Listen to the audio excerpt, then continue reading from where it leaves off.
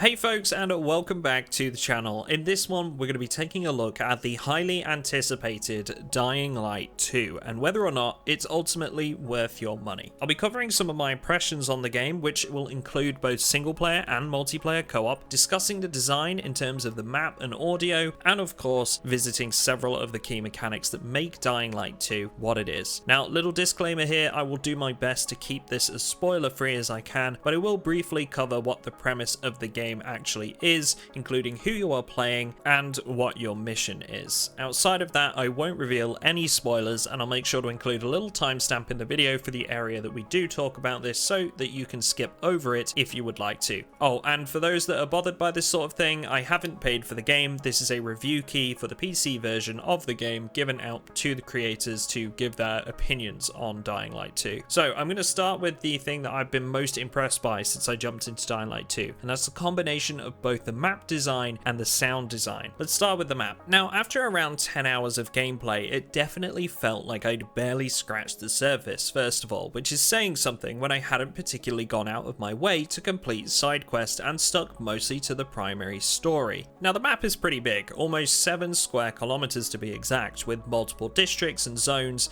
and in a world that's as detailed as Dying Light 2's, that's big, and that really becomes apparent to you as you play more and more. As you'd expect with the Dying Light franchise, the verticality usage is just fantastic, so whilst you can wade through swaths of undead at street level, mantling over cars and swinging into the broken windows of buses to get past the many grabbing hands of zombies without injury, the contrast is idyllic rooftops offering hidden stashes of loot to fuel your crafting efforts that you can swing to using ropes, jump across onto scaffolding and climb your way to the top, and just experience some gorgeous views once you get there, especially at dawn or dusk. And if you're looking to take in those amazing vistas in the best quality possible, you're going to love today's sponsor. For the launch of Dying Light 2, MSI were kind enough to send me a little, or rather a 38 inches wide, gift to experience the game in 175Hz ultra-wide perfection. This is the Optix MEG381CQR Plus, boasting a whopping 3840 by 1600 resolution and 21:9 aspect ratio across 38 inches of sweet curved goodness. Now for me, trying this out and then knowing that I'm going to have to go back to my 27-inch monitor has been like trying out a Ferrari knowing that you're going to go back to a Renault Twingo as soon as it has to go back.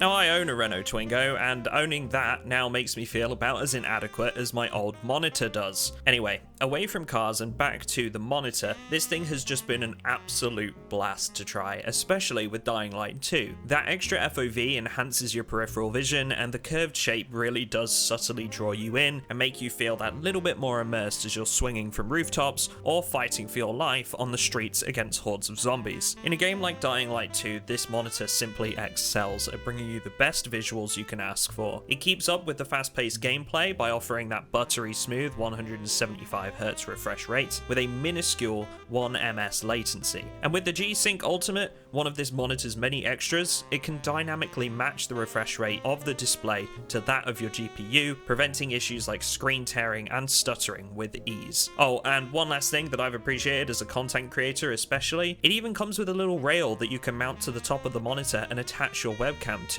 So you can move it across the top of the monitor and position your camera however you'd like, which is always a benefit for creators like myself. I'll end this sponsored segment by just saying thank you to the guys at MSI for allowing me to test this absolute beast of a monitor. It has been amazing, and I'm also going to apologize to the delivery guy in advance that has to come and collect it whilst I'm sobbing over its departure like a mother watching their firstborn child leave home for the first time. Anyway, let's get back to Dying Light 2, shall we?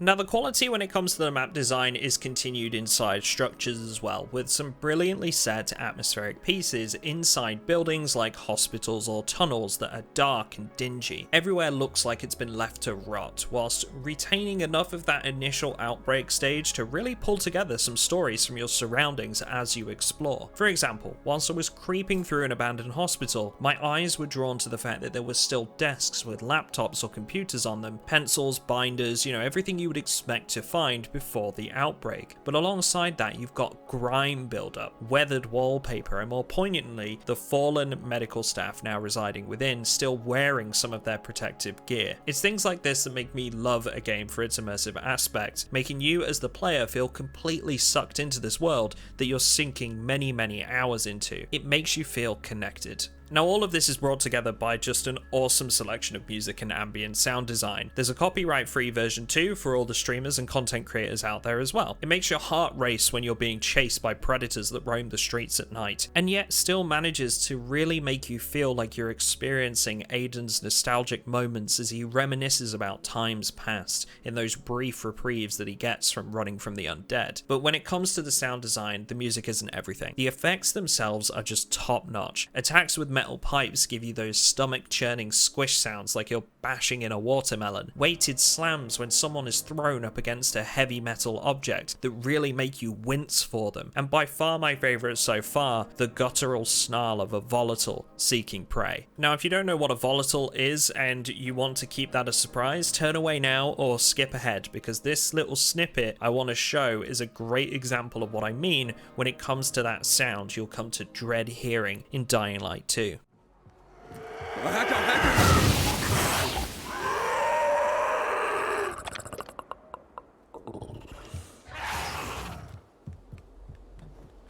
That was close.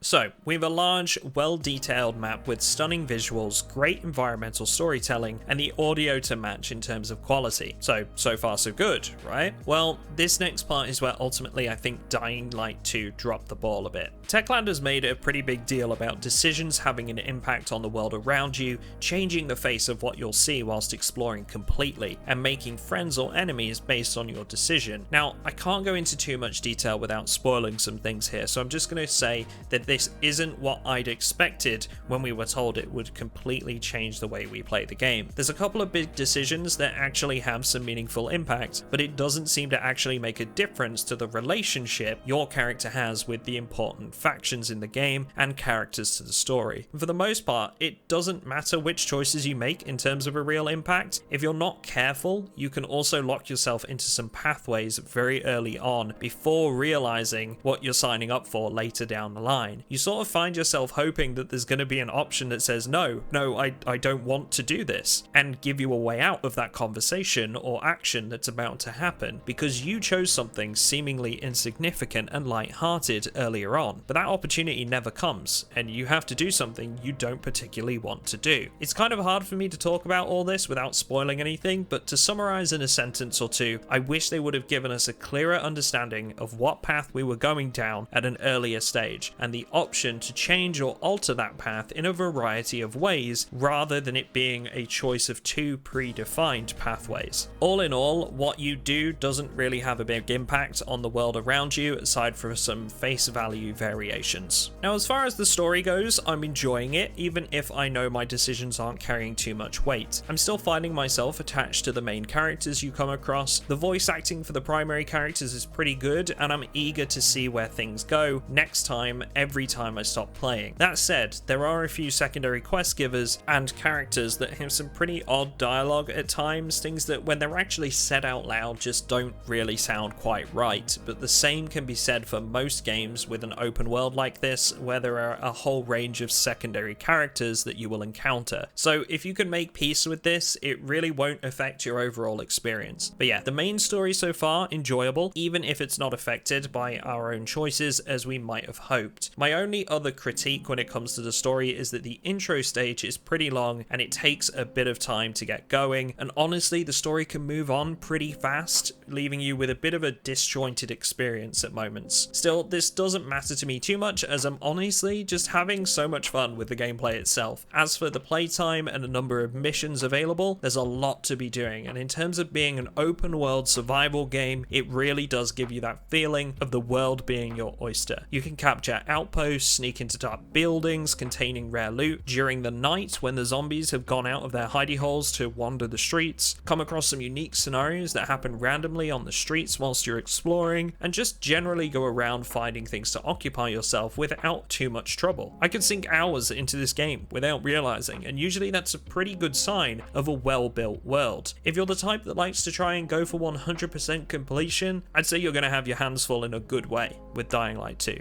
Now, when it comes to co-op, I gotta say it plays really well. It's simple to join people's games when you know how, and having that extra person there and watching them parkouring up a building ahead of you is just a really enjoyable part of the experience. It also adds a really fun dynamic for when you're fighting against multiple opponents, being able to work together to take out a large group, and even just have another set of eyes to assess the situation and maybe spot one or two things you can use to your advantage is definitely something that makes co-op worth playing. Now, one of the main reasons we're all interested in Dying Light 2 is the unique parkour opportunities that the game offers, and from what I've seen up to this point, it's definitely not a disappointment here. It's not often that I've found myself thinking, man, I really don't have anywhere to go. There's always at least one option for you to follow, and often there's several. When I first started, there were a couple of moments where it looked like I would have been able to perform some sort of parkour action, and at the time I couldn't, and I thought to myself, well, that's stupid. Why can't I do that? And lo and behold, this was part of my leveling progression later on, and I would unlock the ability to do these things as time went on. I've had a couple of awkward interactions when I was in full flow where my character hasn't quite done what I wanted in the heat of the moment, but at the end of the day, that can be said for most games that involve free running or parkour, and when it all comes together, which it usually does, you can have those high intensity chases where you react quicker than your brain can think, and you're left thinking, wow, I can't believe I just made it out of that situation after stringing together multiple tough maneuvers to get past what you were hoping to. Overall, parkour in Dying Light 2 is probably one of the biggest standout points that I think they've nailed, even more so than the first game, and there are some new implementations for fans of the first game that will be completely fresh for you too. Now, when it comes to enemies, there's actually quite a bit of variety here, which is awesome to see, especially with the zombies. You'll find multiple different types of enemies whilst you travel throughout Villador, which is the fictional city that Dying Light 2 is based in, with some zombie types having unique abilities and others being nocturnal creatures that seek shelter from the sunlight during the daytime hours. The human AI is less varied, with basically the only real differences being the occasional jacked up guy wielding a big two-handed weapon, or the archers that shoot at you from afar, but still, it's nice to have some differences in terms of